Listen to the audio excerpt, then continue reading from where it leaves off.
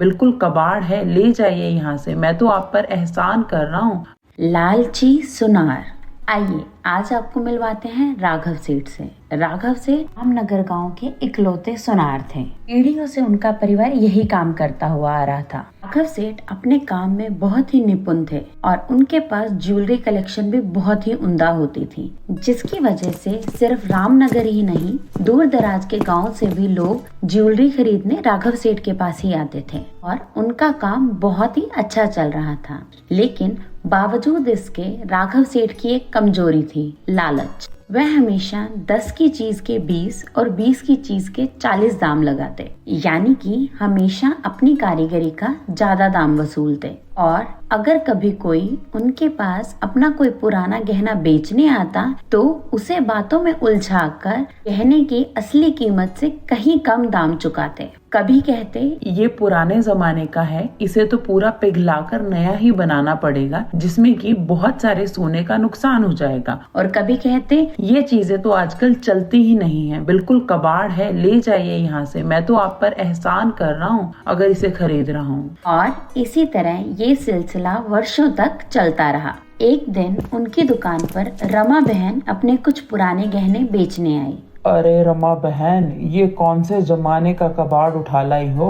नहीं नहीं राघव सेठ, ऐसा ना कहो, ये मेरी शादी के गहने हैं। ये तो मेरी मजबूरी है कि मुझे इन्हें बेचना पड़ रहा है। तुम्हें तो पता ही है, पिछले वर्ष मेरे पति के देहांत के बाद मेरा गुजर बसर मुश्किल ही चल रहा है। हाँ ठीक है रमा बहन, लेकिन मैं तुम्हें इनका आधा दाम ही दे पाऊंगा। ये बहुत ही पुराने और घिसे पिटे गहने हैं, किसी काम के नहीं है मेरे, पर क्योंकि मैं तुम्हें इतने वर्षों से जानता हूँ इसलिए मैं इन्हें ले लेता हूँ। और इतना कहकर राघव सेठ रमा बहन को उसके गहनों का आधा दाम दे देता है। यह सब कुछ दूर खड़ा रमा बहन का भांजा मोहन भी देख रहा होता है। मोहन शहर का एक पढ़ा लिखा लड़का है और शहर में वकालत की पढ़ाई कर रहा है। वो अपनी मौसी रमा बहन के पास कुछ दिनों के लिए घूमने गाँव आया है। वो राघव सेठ को लोगों को इस तरह लूटते हुए देखता है, उसका मन उसे सबक सिखाने का करता है। मोहन गांव के कुछ लड़कों को इकट्ठा करता है और उन्हें अपनी तरकीब बताता है। इसके बाद वो लोग राघव सेठ की दुकान के बाहर जाकर खड़े हो जाते हैं और उन सबको बताता है, अरे तुम लोगों ने सुना क्या ये नई गवर्नमेंट स्कीम के बारे में? Government scheme? कौन सी गवर्नमेंट स्कीम मोहन? हम लोगों ने तो इसके बारे में नहीं सुना। ये वही कि अगर कोई 10 साल पुराने गहने हॉलमार्क ऑफिस में जाकर बेचता है तो सरकार उन्हें 4 गुना दाम पर खरीदेगी। तुम लोगों को कैसे नहीं पता इसके बारे में? तो फिर उन्हीं लड़कों में से एक रामू कहता है, अच्छा हाँ, मैंने भी सुना है इसके बारे में। ये स्कीम तो सरकार ने अपने कुछ गिने चुने सुनारों के लिए ही रखी है ना? लेकिन हाँ रामू, वही। ये सब बातें दूर खड़ा राघव सेठ सुन रहा होता है और मन ही मन सोचता है, ये कौन सी स्कीम है? मुझे तो इसके बारे में कुछ भी नहीं पता। लेकिन ये जो लड़का मोहन है, ये तो शायद वकालत पढ़ रहा है, पढ़ा लिखा है, हो सकता है सही ही कह रहा हो। और इसके बाद राघव सेठ मोहन को अपनी दुकान में बुलाता है और उससे स्कीम के बारे में पूछने लगता है। राघव सेठ, ये स्कीम सिर्फ सरकारी रजिस्टर्ड सुनारों के लिए ही है, जो लोग हॉलमार्क ज्वेलरी बेचते हैं। अरे हाँ, तो हम लोग भी तो हॉलमार्क ज्वेलरी ही रखते हैं, हम भी रजिस्टर्ड ही हैं। अच्छा, मुझे तो ये पता ही नहीं था राघव सेठ। फिर तो बहुत ही अच्छी बात हो गई, फिर तो आप इस स्कीम का फायदा उठा सकते हैं। तो बात कुछ ऐसी है कि अगर कोई सुनार सरकारी दफ्तर में जाकर 10 साल से पुराने गहने बेचता है तो वो गहने सरकार 4 गुना दाम पर खरीदेगी। मोहन जानता था कि राघव सेठ का लालच उसे इस जाल में जरूर फंसा देगा और ऐसा ही हुआ।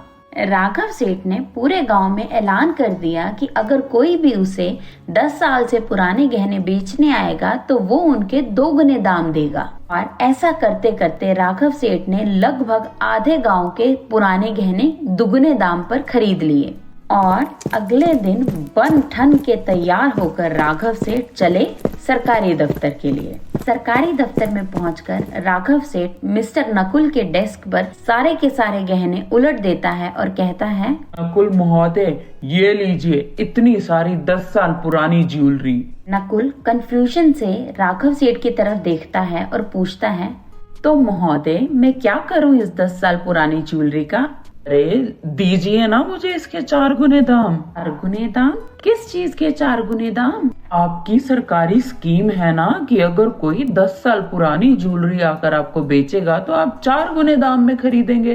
पर नकुल पहले तो जोर जोर से हंसता है और फिर राघव सेठ से कहता है, महोदय लगता है किसी ने आपको पागल बना दिया है। 10 साल पुरानी ज्वेलरी तो हॉलमार्क भी नहीं है। इसके 4 गुने तो छोड़िए, आधे दाम भी नहीं मिलेंगे अगर इसकी शुद्धता पूरी नहीं है तो। नकुल की बात सुनकर शर्मिंदा होकर राघव सेठ गांव वापस लौट आता है और अगले दिन सरपंच से मोहन की शिकायत करता है। मोहन ने उसे झूठ बोलकर फंसाया है, जिस पर भरी पंचायत में मोहन बताता है, पंच जी ये सत्य है कि मैंने राघव सेठ को झूठ बोला था, लेकिन राघव सेठ बहुत ही लालची किस्म का इंसान है। ये बिना हॉलमार्क वाले गहनों को हॉलमार्क के बताकर भोले भाले गाँव वालों को लूटता है। और इतना ही नहीं, जब कोई अपने गहने बेचने इसके पास जाता है तो उनके खरे सोने के गहनों को कबाड़ बताकर कम दाम में खरीदता है। मैंने तो बस राघव सेठ के मन में एक विचार डाला था, ये खुद ब खुद अपने लालच में फंसते चले गए। मोहन की ये बात सुनकर सरपंच और गांव के सभी लोग, जिन्हें राघव सेठ ने लूटा होता है, राघव सेठ की तरफ गुस्से से देखने लगते हैं। पंच साहब, मैं आपसे और सभी गांव वालों से हाथ जोड़कर माफी मांगता हूँ। मैं वादा करता हूँ कि आज के बाद मैं कभी भी किसी के साथ भी धोखा नहीं करूँगा। आप सब लोग मुझे माफ कर दीजिए। और मोहन, तुम्हारा बहुत बहुत शुक्रिया कि तुमने मुझे मेरी गलती का एहसास दिलाया। सो दोस्तों, देखा आप लोगों ने कैसे लालच का परिणाम बुरा ही होता है। क्या मोहन ने ठीक किया या नहीं, हमें कमेंट्स में जरूर बताएं। इसी तरह की और कहानियों के लिए सब्सक्राइब करें हमारा चैनल।